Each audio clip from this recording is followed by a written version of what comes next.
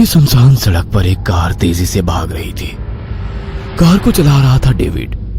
अपने पास में बैठी हुई अपनी पत्नी मारिया को सांत्वना दे रहा था, मगर मारिया कुछ भी सोचने समझने की स्थिति में नहीं थी। उसको लेबर पेन हो रहे थे, जिसके कारण वो दर्द से कराह रही थी।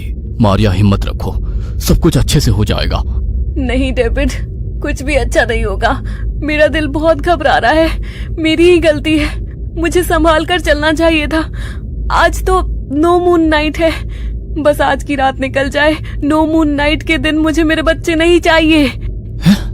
कैसी बातें कर रही हो? नो मून नाइट में बच्चे नहीं चाहिए? ईश्वर ने सब कुछ तय कर रखा है, वही होगा जो उसकी मर्जी होगी। कार जैसे ही हॉस्पिटल पहुंचा, वार्ड बॉय तुरंत स्ट्रेचर लेकर वहां पहुंच गया, क्योंकि डेविड ने पहले से ही हॉस्पिटल में इत्तला कर दी थी। डॉक्टर तुरंत मारिया को ओटी में लेकर गए। बाहर डेविड परेशान सा घूम रहा था। डॉक्टर, बस कुछ घंटे की बात है, आप उसके बाद मेरा ऑपरेशन कर देना। मैं नहीं चाहती कि अभी इस वक्त मैं बच्चे को जन्म दूं। देखो मारिया, वैसे भी ब्लीडिंग शुरू हो चुकी है, हम लोग कोई रिस्क नहीं ले सकते। कैसे भी बस आज रात गुजर जाए। डॉक्टर ने मारिया की बात को मानने से इनकार कर दिया और तुरंत ऑपरेशन कर दिया। मारिया ने एक स्वस्थ बच्चे को जन्म दिया। जब उसका जन्म हुआ तो हॉस्पिटल में तेज हवाएं चलने लगी और दूसरी तरफ कब्रिस्तान में हलचल होने लगी थी। कब्रिस्तान में एक कब्र से बाहर निकलकर कंकाल चलता हुआ धीरे धीरे हॉस्पिटल की ओर आ रहा था। जैसे ही वो हॉस्पिटल के करीब पहुंचा, एक साए में बदल गया और बच्चे के शरीर के अंदर समा गया। मारिया और डेविड बहुत खुश थे, मगर मारिया के मन में बच्चे को लेकर थोड़ा सा खौफ था, क्योंकि उसने बाइबल में पढ़ रखा था कि नो मून नाइट के दिन पैदा हुए बच्चे में शैतान का कुछ न कुछ अंश जरूर होता है। मारिया हैरान परेशान सी अपने बच्चे को गोद में लिए बैठी थी। अचानक उसके मुंह से कुछ लाल लाल सा निकलने लगा। मारिया के मन में शैतान वाली बात गहरे तक बैठी हुई थी। वो बच्चे के मुंह से लाल रंग निकलता देख जोर जोर से खून खून चिल्लाने लगी। नर्स उसकी आवाज सुनकर तुरंत वहां पहुंची। उसने भी देखा बच्चे के मुंह से लाल रंग का कुछ निकल रहा है। उसने तुरंत कॉटन ली और उसे क्लीन किया और मारिया को डांटती हुई बोली, काय को खाली पीली बामा बम करती है तुम लोग। अभी बच्चे को दवाई दी है, वो बाहर आ गई, और कुछ भी नहीं है। पूरा हॉस्पिटल सर पे उठा लिया। नर्स की बात सुनकर मारिया की धड़कन कुछ शांत हुई। उसने प्यार से अपने बच्चे को देखा। उसकी मासूम सी मुस्कुराहट में मारिया खो गई थी। हॉस्पिटल के 2 दिन शांति से निकले। 2 दिन के बाद मारिया अपने बच्चे को लेकर घर आई। डेविड ने दोनों के वेलकम की बहुत अच्छी तैयारी की हुई थी। जैसे ही मारिया घर में दाखिल हुई, उसके पीछे पीछे 2 उल्टे काले पैर भी घर के अंदर दाखिल हुए। उसी रात करीब 2 बजे वो बच्चा बहुत जोर जोर से रोने लगा। डेविड और मारिया उसे चुप कराने की बहुत कोशिश कर रहे थे, मगर वो चुप नहीं हो रहा था। तभी खिड़की पर एक काली बिल्ली आई और वो अजीब सी आवाज निकालने लगी। उस बिल्ली की आवाज सुनकर बच्चा एकदम खामोश हो गया और मुस्कुराने लगा। डेविड और मारिया दोनों एक दूसरे की ओर हैरानी से देख रहे थे। मारिया कुछ बोलती है उसके पहले डेविड बोल पड़ा, हम लोग भी ना कुछ ज्यादा ही सोच रहे हैं। हो सकता है कि बिल्ली की आवाज उसके लिए नहीं है, इसलिए वो चुप हो गया हो। मगर मारिया हैरान थी कि वो लोग 5वें माले पर रहते हैं, फिर दीवार की साइड वाली खिड़की पर बिल्ली कहां से आ गई? वहां तो ऊपर चढ़ने की कोई जगह ही नहीं है। मारिया खिड़की के पास गई। उसने तुरंत खिड़की से झांक कर देखा, मगर वहां ना अब कोई बिल्ली थी, ना ऐसी कोई जगह जिस पर बिल्ली बैठ सकती हो। मारिया हैरान थी कि बिल्ली कहां बैठी थी। मारिया का मन खराब हो गया। उसे पूरी रात नींद नहीं आई। अगली सुबह उसने तुरंत डेविड और अपने लिए ब्रेकफास्ट रेडी किया और डेविड को ऑफिस रवाना किया और उसके बाद अपने बेटे को लेकर चर्च पहुंच गई। मगर जैसे ही चर्च के भीतर दाखिल होने की कोशिश कर रही थी, उसका बेटा जोर जोर से रोने लगा। मारिया उसे संभाल रही थी, मगर वो चुप ही नहीं हो रहा था। बच्चे की रोने की आवाज सुनकर फादर बाहर आए। उन्होंने कुछ मंत्र पढ़कर उसके बच्चे के सर पर हाथ रखा तो बच्चे की आंखें एकदम लाल हो गई थी। उसने अपने सर पर से फादर का हाथ हटाने के लिए सर को इतनी तेजी से झटका दी कि फादर को धक्का सा लगा। वो लड़खड़ा गए। अब मारिया का यकीन पक्का हो गया था कि उसका बच्चा नॉर्मल नहीं है। फादर को भी लगने लगा था कि मारिया के बच्चे के साथ कुछ तो गड़बड़ है। उन्होंने मारिया के सर पर हाथ रखा और चर्च के अंदर चले गए। मारिया अपने बच्चे को लेकर चर्च के अंदर नहीं जा पा रही थी, इसलिए वो वहां से उल्टे पैर लौट आई। उसी रात मारिया अपने बच्चे को अपने पास सुलाकर खुद सो रही थी। उसे ऐसा महसूस हुआ कि कमरे के बाहर कोई है। उसने कमरे की लाइट जलाई तो पर्दे के पीछे एक साया नजर आया। एक पल के लिए तो उसे लगा कि डेविड देर रात को ऑफिस का काम खत्म करके घर आ रहा होगा, मगर जब कमरे में कोई दाखिल नहीं हुआ तो वो तुरंत उठकर बाहर गई तो वहां पर कोई नहीं था। वह घबराते हुए अपने बच्चे के पास आई तो उसका बच्चा पलंग पर नहीं था। वह जोर से चीख पड़ी। उसकी चीख सुनकर डेविड उस कमरे में आ गया। क्या हुआ मारिया, तुम चीख क्यों रही थी? डेविड, हमारा बच्चा। है? क्या हुआ उसे? वो यहाँ पलंग पर नहीं है। कैसी बातें कर रही हो? 2 महीने का बच्चा कहाँ जा सकता है?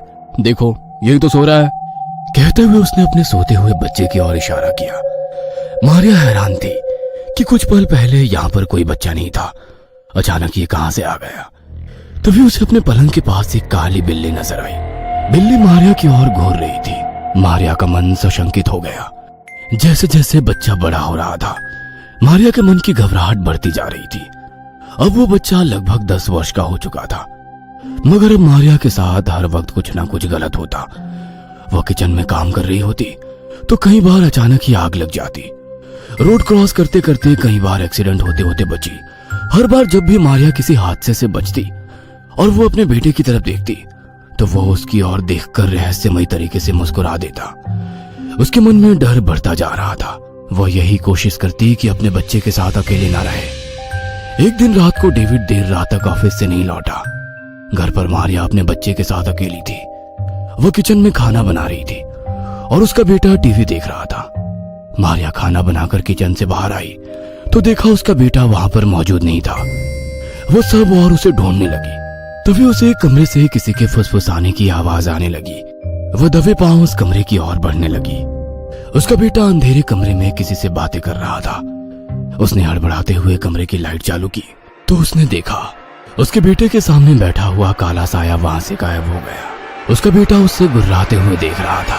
मारिया कुछ समझ पाती कि उसके पहले ही उसने उसके ऊपर हमला कर दिया। डेविड जब घर लौटा तो मारिया की लाश कमरे की छत से लटकी हुई मिली और उसका बेटा आराम से टीवी देख रहा था। अपनी पत्नी का यूं चले जाना डेविड के लिए किसी सदमे से कम नहीं था।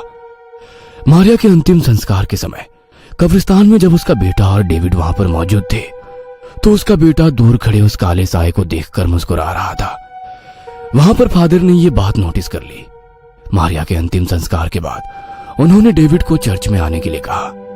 डेविड अपने बेटे को लेकर चर्च में जाने लगा तो उसका बेटा गुस्से से चर्च के बाहर ही बैठ गया। डेविड अकेला चर्च के अंदर गया। वहां पर फादर हाथ में कैंडल लिए कुछ प्रे कर रहे थे। डेविड को देखकर उसे बैठने के लिए इशारा किया। प्रेयर के बाद उन्होंने डेविड के गले में एक क्रॉस डाला और कहा, my child, God bless you. तुम्हारा बेटा शैतान का अंश है, उसे खुद से दूर कर दो, वरना अभी उसने अपनी मां को मारा है। अब अगली बारी तुम्हारी होगी। फादर, आप ये क्या कह रहे हैं? मेरा बेटा और शैतान का अंश, हाउ इज इट पॉसिबल? मैंने पहले मारिया को भी आगाह किया था। तुम्हारे बेटे का जन्म नो मून नाइट में हुआ है। वो रात काली शक्तियों की रात होती है। जिस समय में तुम्हारे बेटे का जन्म हुआ वहीं पर उस समय कब्रिस्तान में भी गहरी हलचल हुई थी। एक भटकती हुई आत्मा ने तुम्हारे बच्चे के शरीर पर कब्जा कर लिया है। मगर फादर, गॉड खुद कहते हैं कि इंसान का जन्म और मृत्यु उनके हाथ में है। फिर उन्होंने मेरे बच्चे के जन्म के लिए ऐसा समय क्यों चुना जो समय शैतान का था? क्या गलती थी हमारी? ये सब कुछ पहले से तय था। मैंने बहुत कोशिश की कि मारिया को उसकी मुक्ति का साधन बनाऊं, मगर शायद मारिया की मृत्यु उसी के हाथों लिखी थी, इसलिए मैं कुछ नहीं कर पाया।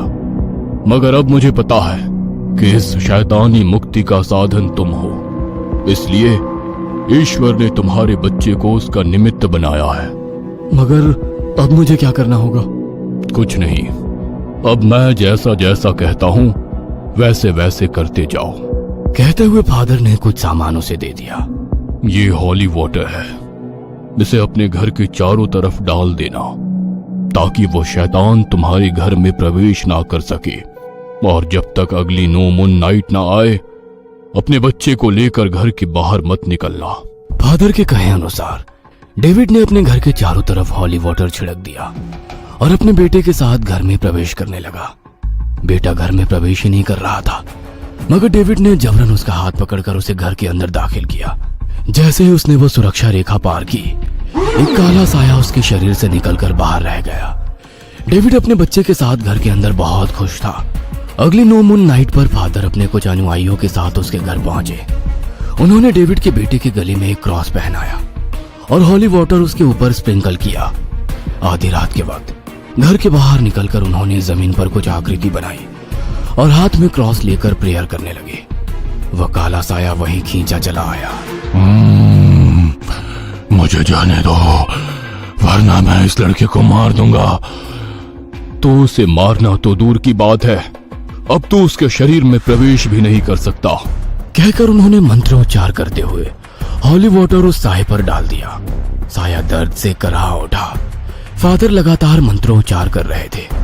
उन्होंने आगे बढ़कर क्रॉस उसके गले में डाल दिया। क्रॉस के संपर्क में आते ही साया पूरी तरह जलकर हवा में धूल हो गया। माय चाइल्ड डेविड, अब तुम्हारा बच्चा पूरी तरह से ठीक हो गया है। God bless you both.